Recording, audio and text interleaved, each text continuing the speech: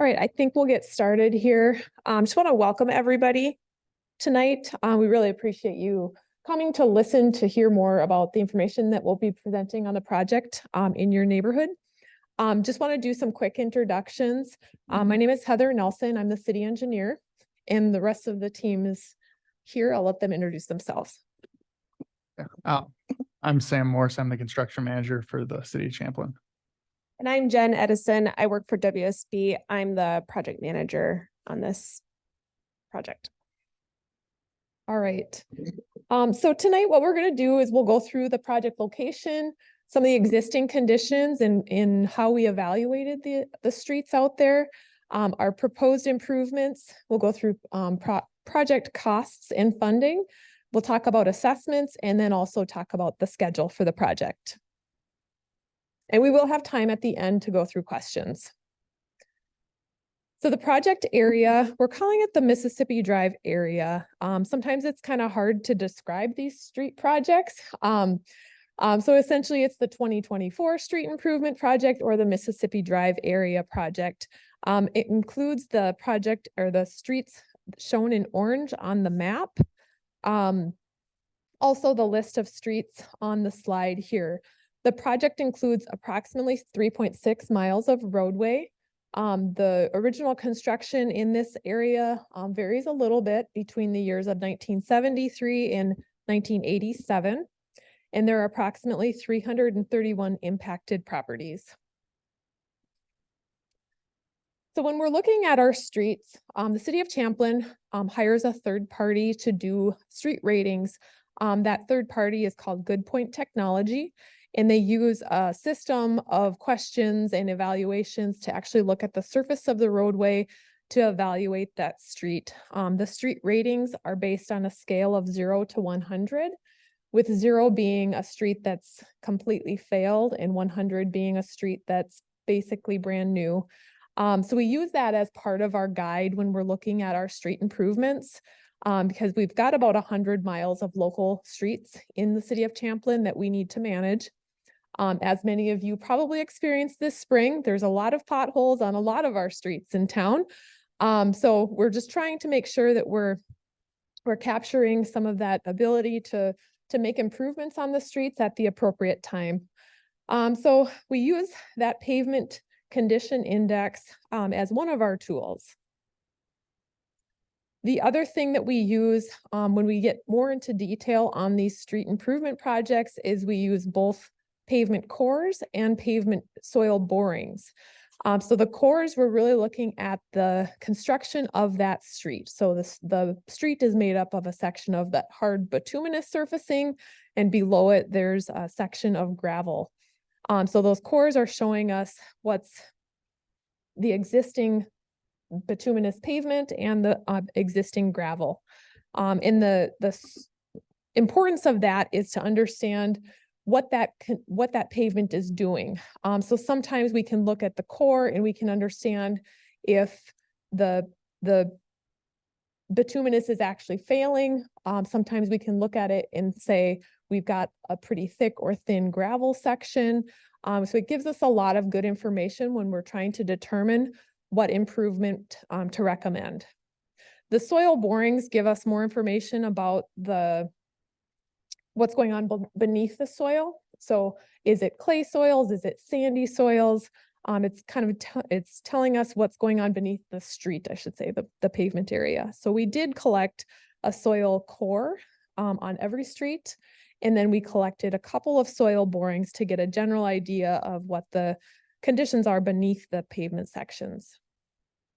So I'll just kind of flip through. We do have information on each of the streets. Some of these, like Mississippi Drive, is a pretty long stretch, so there's kind of variations throughout there, as you can see with that PCI rating number. But as you can see, I'll just kind of flip through some of these pretty quickly. Lots of patching, lots of cracks, lots of issues out on these roadways.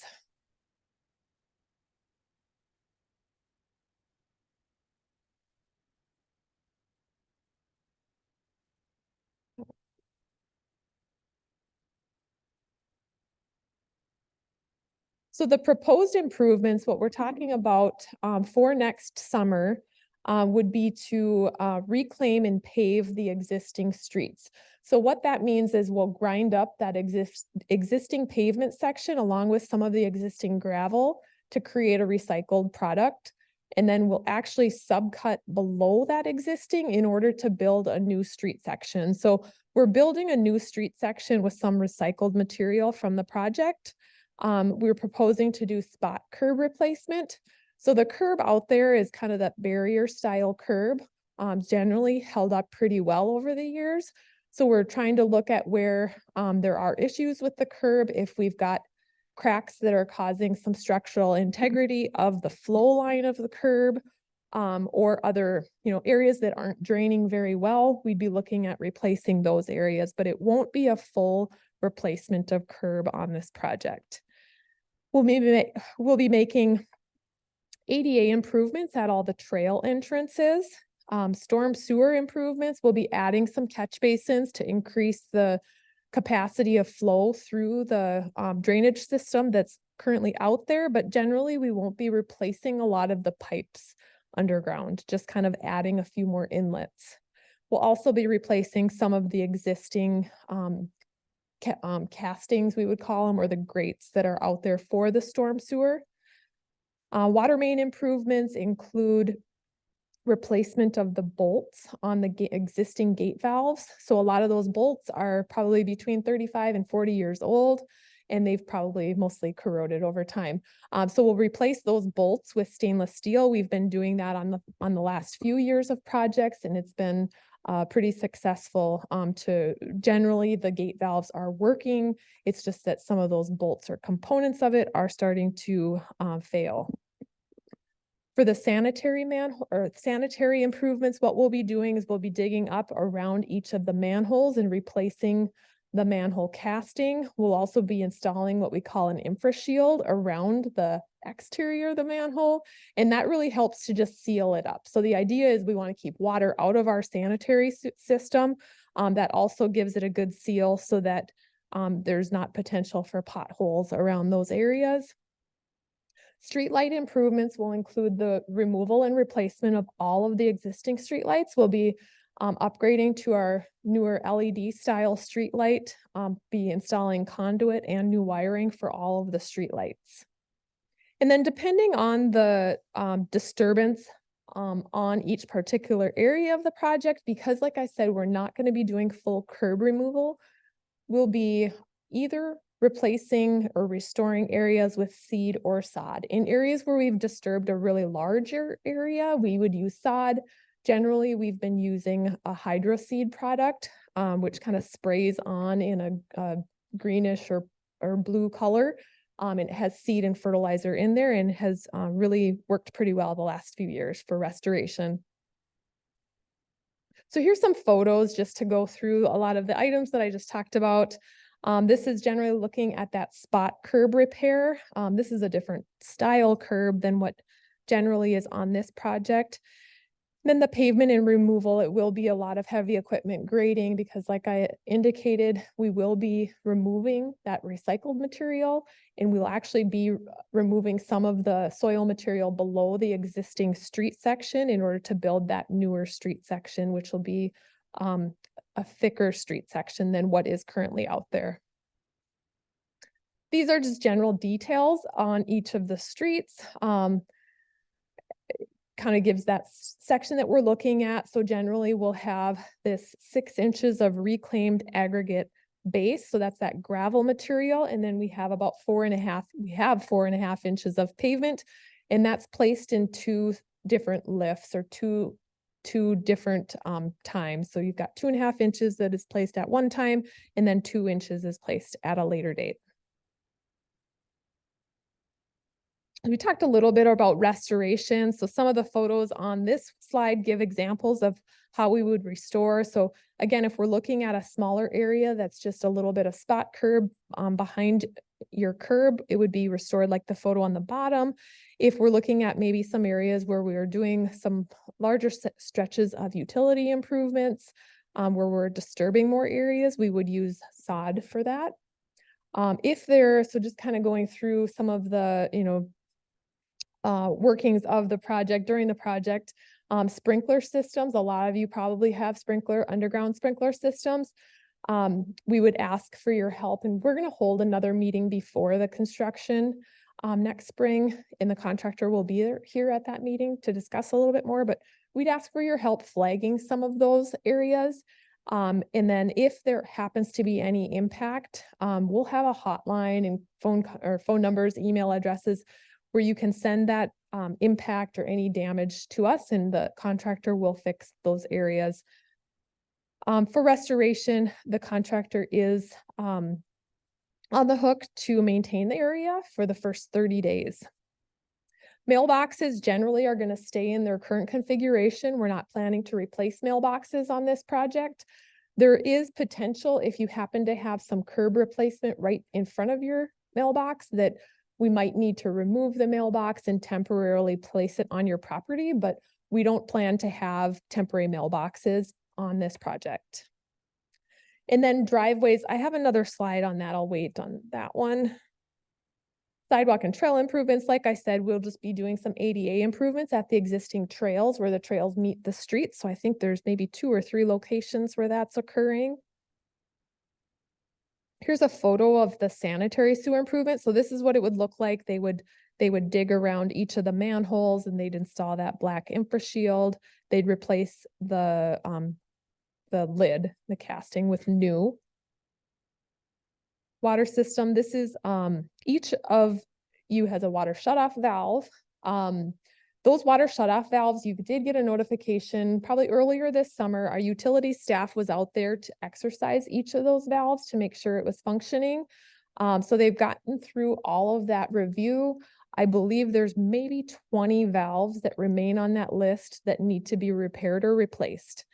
So if your valve happens to be one of those 20, we will reach out next spring as we get a little closer to construction with a separate mailing or some kind of notification to talk about that specifically, because if there is a valve that happens to be in a driveway, as you can see in this photo, there could be a cut and patch of your driveway that needs to be replaced.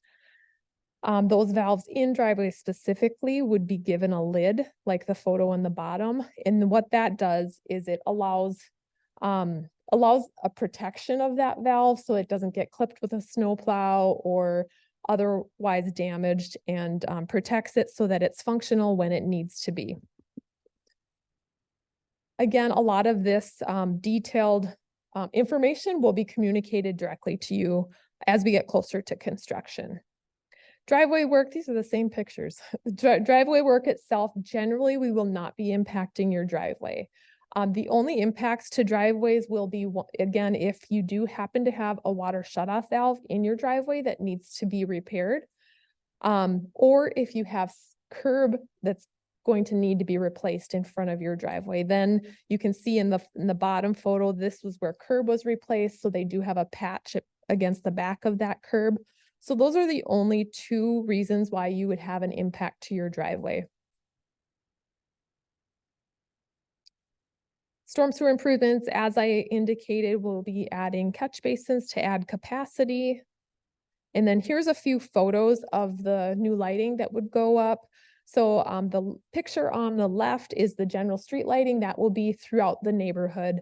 The photo on the right, those lights, I believe there's maybe 1 or 2 locations at West River Road that would receive a light like that. Generally, also, I should mention, so you do have existing lighting in your neighborhood. The new lighting is going to basically follow the layout. We try to space the lighting every 250 to 350 feet, which we've reviewed some of that already. So we generally are going to replace what's out there. There may be a few additional lights added. So talking about project costs, this is a total estimate of where we're at right now. So right now we've almost completed our feasibility report. This is the last step in our feasibility report, is to get some feedback from residents like you. So in this total cost, we have broken out by the different infrastructure type. street, storm, sanitary water, streetlights. Total estimated cost, and this includes a contingency on construction because we haven't bid the work yet, and it includes our indirect costs like engineering. So it's estimated right now to be about 5.5 million. Total project funding. So this goes into how we pay for the project. Assessments are part of this project. We'll go into the detail on what the estimated assessments are in a later slide, but as you can see in this kind of the pie chart, it's that dark gray color. Assessments are approximately 30%, 33% of this project. Capital Improvement Fund pays for a remaining large portion, and then our storm, sewer, water, and street lighting funds are applicable to the other costs on those utilities. So for the assessment, this follows our typical lot fee that we adopt on an annual basis. Right now, we've estimated that the reclaim and pave street per unit is for $4,560. Council will approve that amount at a December meeting, which we do once we do adjust those fees on an annual basis. Street lighting, because this project will receive new street lighting, that is estimated, or that is right now, the fee is $1,120 per unit. So each of the assessments will be paid on a per unit basis. They're not paid on a lot frontage or foot frontage. It's paid on all of the single family residential homes are paid on a per unit basis. So right now, the estimated total assessment cost would be $5,680 per unit. Commercial properties are a little bit different. They pay on a lineal frontage, and they pay up to 100% of the actual costs. And so we've estimated that right now to be $150 per lineal foot. Corner lots, and this is really kind of determining whether the corner lot is applicable to the assessment or a benefiting property. We assess those based on the short side of the improvement. And then the additional item for assessments is that we will be holding our public hearing at the council meeting on November 13th to finalize the assessment amount. For the assessment payment, we have a payment term. We have two options. One option is you can prepay a partial or full amount of the assessment, and this payment would be due November 15th of 2024. So after the project is completed, you'll get more notifications, but that this amount would be due at that time as a partial or full amount, or you can choose to pay nothing. And option number 2 would be that it goes to your property taxes. And the term on that is a 5-year term. And interest rate on that is going to be determined at what the 1% over the prime rate on August 1st of 2024. And then this kind of goes into some more detail about that first payment. That first payment, because it does include November and December of the years 24, would include a 14-month payment amount. Once we get to that point, we've got amortization schedules that we can post on the webpage to give you an idea of what that first, second, third, fourth, and fifth payment might be if you do choose option 2.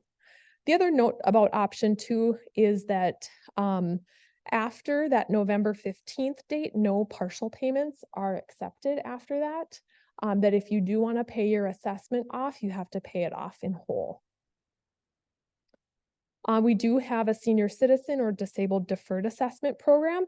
And if you do want more information about that, it's on our webpage that there's certain income requirements that need to be met with that. So project schedule, where we're at is right now we're holding this informational meeting. At the next council meeting on November 13th, we'll receive the feasibility report. So essentially finalizing and improving that feasibility report, and we'll hold the public hearing. After that meeting, Jen's team at WSB will complete the final design. We plan to bid the work sometime in January, February. And then we would plan to hold another neighborhood meeting once we have that contractor on board sometime in May or April, depending on weather. This year, we actually started our project in April. We'll say May just to be on the safe side. And then construction for this work would be estimated to begin in May and by the end of September of next year. And then following construction, as we kind of indicated in the assessment slides, we'd be holding our assessment hearing. That would be in the fall of 24, where that's finalizing those assessments. So this, if you haven't gone to our webpage, we do have a webpage set up for this project, and it'll have things like this presentation. It'll actually have the video from this meeting. Other important project information will be on that webpage. So you just go on our homepage and scroll down to improvement projects, and you can find it there. Prior to construction, we will have information that comes out that's going to have a hotline and an email address, and then it'll also have the ability for you to sign up for construction updates, which is really helpful because we give generally between 1 to 2, 3 updates, depending on how much activity is happening a week, just to really try to keep you informed. But prior to that, if you have questions, you can certainly email us. There's an email on the presentation here, or you can call City Hall. So that's all I have for the presentation. I'll sit down. If anyone has questions, we just ask that you come up to the podium and say your name, and then ask the question.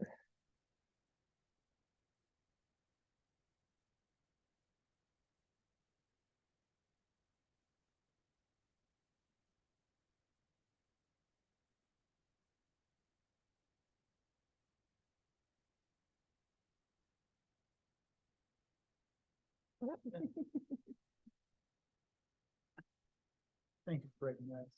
Sorry, So thank you for breaking the ice. there'll be a fee for that. I'm Shirley Everson. My question is that with the experience you had in all of the repairs and actual street changes that have been made, where would you start? As you look at the map, you must have some rationale as to what makes common sense. So would you start with Vera Cruz and work your way, or would you go just the opposite? Yeah, good question. It's tough to answer that. Mainly we leave it up to the contractor. So it's the contractor's means and methods on how he can get this project done in a timely manner that we give him. So like in the contract, we have a start date they have to start, and we have a substantial completion date and a completion date. Okay, So it's kind of up to him on where he best feels how he can work his way through the project. I know on this year's project, they broke it into 5 different phases. So as they worked through, it went from phase 1 to 2 to 3 to 4 and on, which they might do here, I'm assuming is what we'll probably recommend that they do.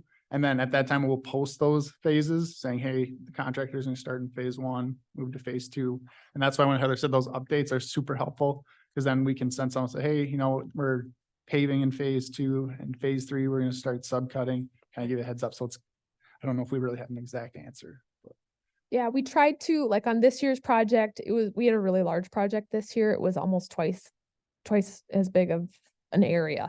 And so as Sam said, we broke it out into phases, and that's really was so that it wasn't as disruptive to you guys.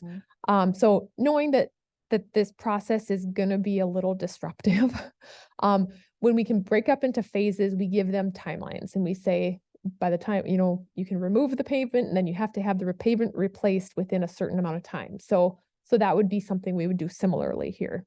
so if we're in the middle, for an example, we're probably not going to start in the middle. You're going to start at one end versus the other, and then work the way to get to the end of the project.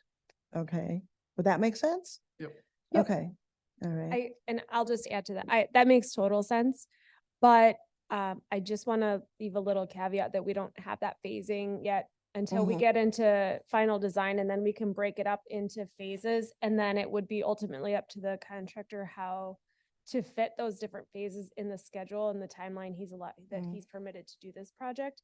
But I just want to reassure everyone in the room that that will be communicated to. We will have another meeting prior to construction that will have the phases on it and the timing of each phase in there.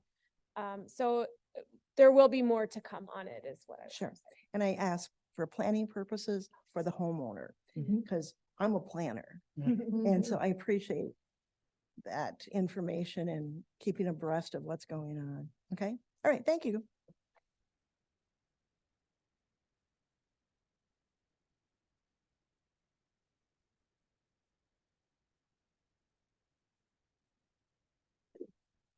Yeah, my name is Stan Lesson, and I'm at 12117 Idaho. And I'll have you know, I've only fought City Hall once in my long life, and I scored a smashing victory in New Hope. I got almost $2,000 out of it. All right. At the very beginning, I can't remember which one of the two folks sitting in the end said something that I heard, and I may have heard it wrong, that like you were almost saying, well, we have to do something every year, and next year it's your turn. That's what it sounded like to me.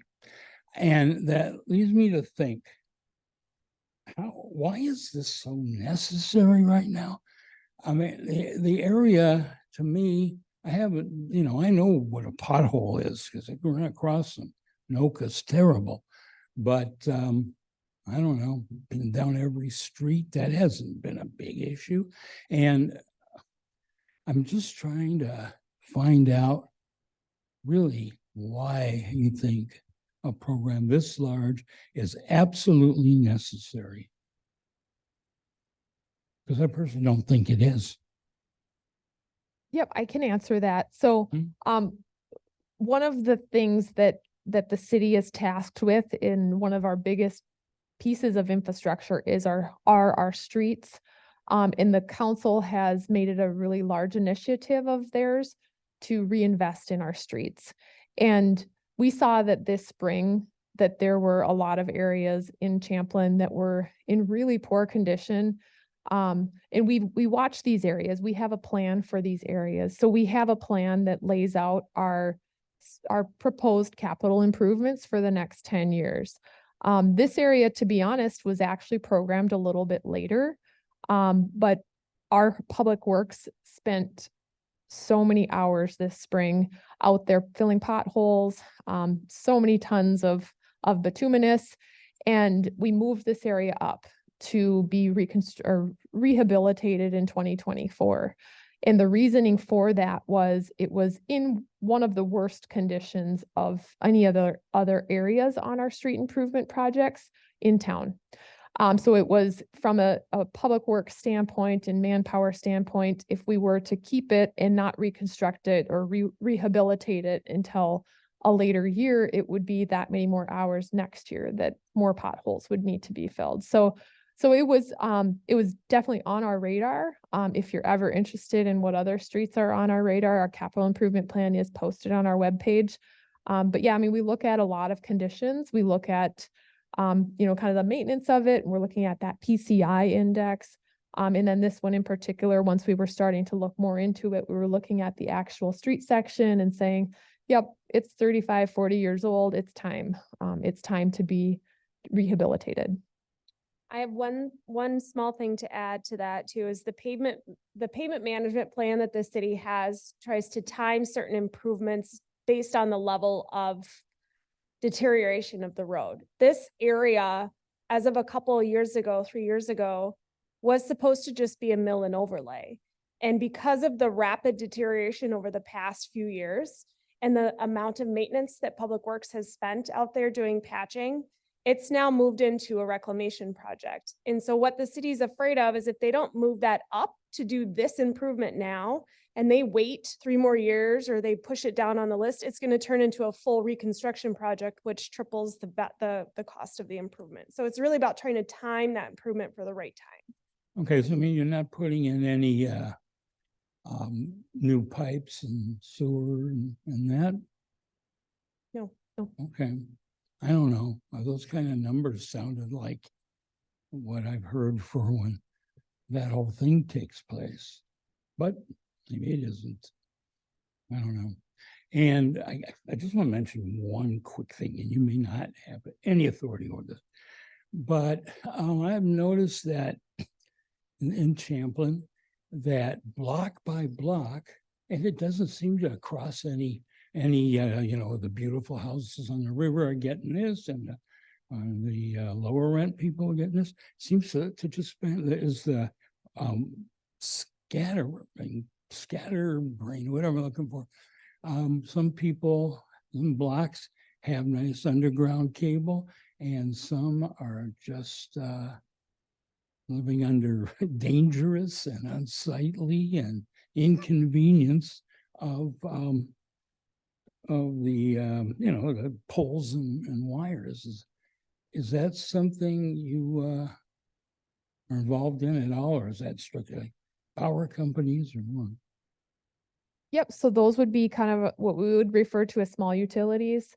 And so that's not something that the city's involved with. It would probably involve companies like Xcel Energy, CenterPoint would be gas underground, but some of the overhead that you're seeing might be Comcast cable. And for a project like this, what we do is we notify those companies and we notify them and say, we've got work coming up next year. If they plan to do any work on their facilities before the project, we're giving them notification. We don't know anything at this point whether or not there'll be additional small utility work in the area. We do know that there is some overhead, probably both electric and cable through this area, and that wouldn't be part of our project. We wouldn't be proactively going underground with that.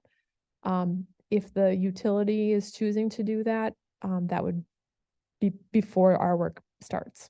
Okay, thanks. Mhm.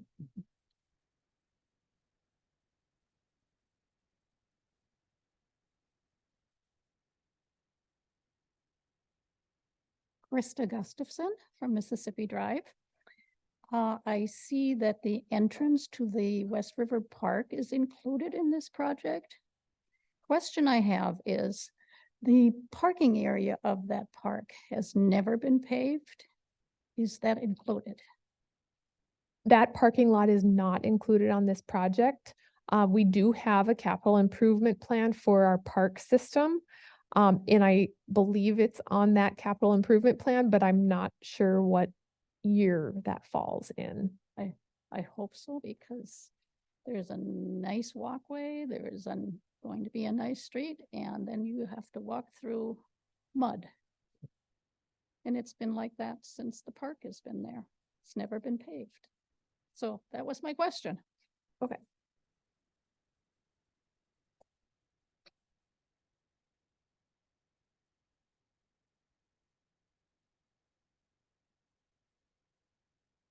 Hi, my name is Kerry Christian. I'm on Adair Avenue North. What's the plans for Adair Avenue? Yeah, are you on the corner of Adair and West River? Yeah. Our plan right now does involve some realignment of that intersection. So we're kind of detailing out what that might look like. And I mean, there is some potential that we may be encroaching on some of your property. But we don't know the details of that yet, but the idea would be to align that intersection so it's more of a perpendicular intersection that's gonna be a safer, more traffic calming type of intersection.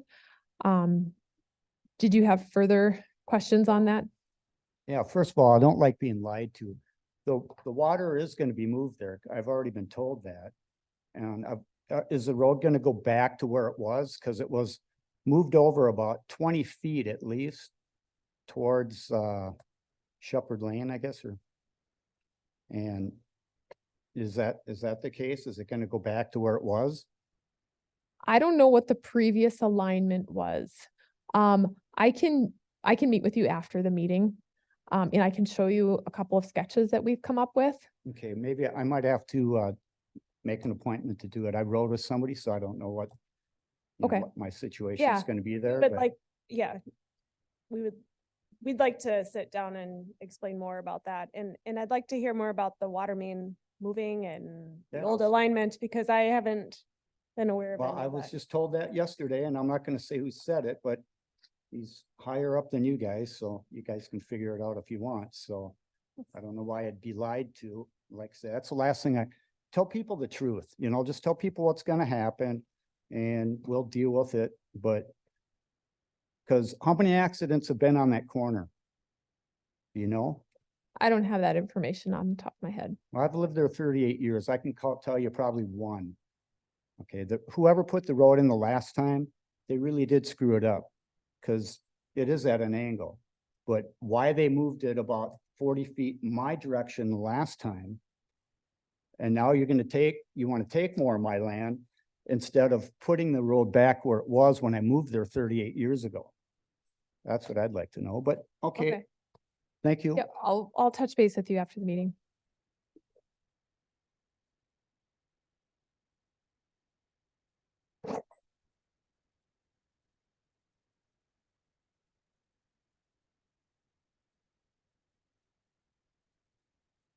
My name's Ken Govan. I live on Mississippi Drive. I've got maybe 2 or 3 questions. They just recoded West River Road. Who paid for that project? That was a Hennepin County project. That was a county project. When will they determine which curbs will be replaced? I've got 2 bad curbs. My neighbor's got one that's sunk. We've got about 8 inches between the curb sections. When will that be determined? In the spring during construction, so me along with other inspectors will go out and mark up the Hmm. curb for removal for the contractor. So at that point, if there's an issue, like I said, call that hotline or email in and I'd be more than willing to meet with you on site and take a look at it. Yeah, I'm surprised they didn't replace them last time. Sounds like a rather pricey project. The streetlights I see are about 20% of the project. That's rough estimate, about $7,000 per pole. Is there anything that can be done to get some competitive bids on that? We just had a new streetlight put in my neighborhood, so I really don't need a new one. But that sounds like a big part of the project, about 20%. So I would just encourage you to look at that cost. Thank you. Yep, just to make a comment on the competitive bids. This entire project will be publicly bid. It's a sealed public bid. The city would generally go with the low bid, unless there's really kind of a major reason not to. So, we do follow the public bidding process for all of the work.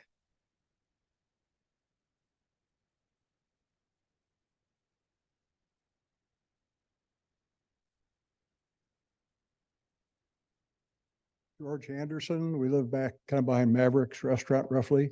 It seems like our payment's probably the 80% type number. Looking at your pictures up here, I don't know, but is it all being done the same, for some reason, have to do all of it at once, I guess is the question. It seems like it's a big disruption and it's kind of early, it seems like for our area, maybe. That's one question. Secondly, is the technology being improved at all? So is the streets will last better in the future? I think the bolts, stainless steel bolts, is there a lot of that kind of thing? Is it really an improvement rather than replacement?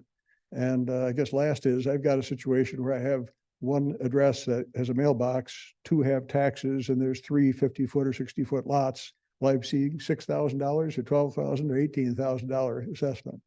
That's another question. The one unit, what's a unit consist of? So, All right.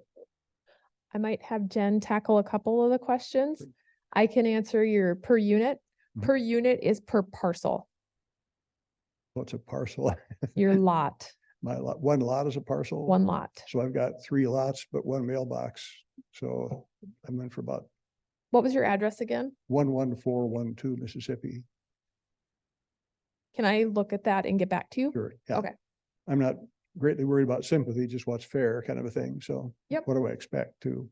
Yep. I'll maybe have Jen answer the question on the condition Mhm. of each of Your the, second question, is that Yeah. the one about the improvements being done to make the streets last long, a replacement versus betterment? Yeah, Is that your, yeah, so the city over time, we've, all communities, we've all learned a lot. We've learned from MnDOT through counties. We've learned a lot more about pavement as years have gone on, and about street section and how the underlying is actually just as important as that bituminous section in there. And so back in the day when streets were built, there's a lot of streets out in this area. When we did the pavement cores that Heather talked about in the soil borings, we learned that there's several streets that have 3-4 inches of gravel and a couple inches of bituminous pavement on it. And now the standard street section is 6 inches of gravel over the sand and 4.5 inches of bituminous. So we are building much tougher streets today than we did back 15, 20 years ago. And so to answer your question, and the reason that we do that is because we want that pavement to last longer. When the city did their pavement management plan, they're trying to get streets to last 40 to 60 years before full replacement with regular maintenance, crack sealing, maybe a mill and overlay in 15, 20 years, that type of stuff. So we are building tougher roads now than we did back 20 years ago. So to answer your question, yes, we are putting back a much tougher section than. part of that's keeping the water out so it doesn't heave the stuff Very- up and yes. sealing it Yes, properly. and so that's yeah. what we're looking at for storm. We've actually looked very closely at the storm sewer out there in the drainage areas and identified areas that appear to be a little more poor draining than we'd like them. Long segments of curb without a catch basin in there to catch that water. So you're draining water very, very long ways, and that water tends to just sit there if it's not a heavy rain pushing it down. And so we're looking at areas to do improvements like that, to add inlets to get the water into the storm sewer and off the roadway. Okay. I'm also hoping that the contractors all have somewhat of a restriction to try to finish one section quickly and then go to the next area rather than tear it all up and leave it sort of half undone for all 3 miles or whatever it is. So, 'cause- Yes. okay. Yes. And then your first question, was that kind of about the phasing of the project? Will it all be done in one construction season? No, I don't remember the sequence of questions. I think I'm happy with the moment here. so- Okay, okay, Okay, thank you. thanks.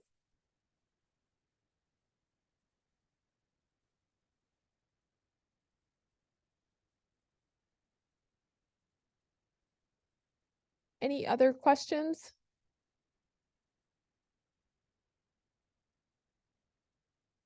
Well, know that you can always call City Hall and talk to either myself or Sam in engineering. You can email us at the city's general email at this point, or follow the webpage and find our contact information there too. So again, I really appreciate you guys coming out. It's really helpful for us you guys drive these streets every day. Sam and I probably drive them a few times a quarter. So it's really helpful for us to get your feedback. And we want this project to go smoothly. We want you to be happy with the final product. And we just want you to be a partner on this one. Thank you, guys.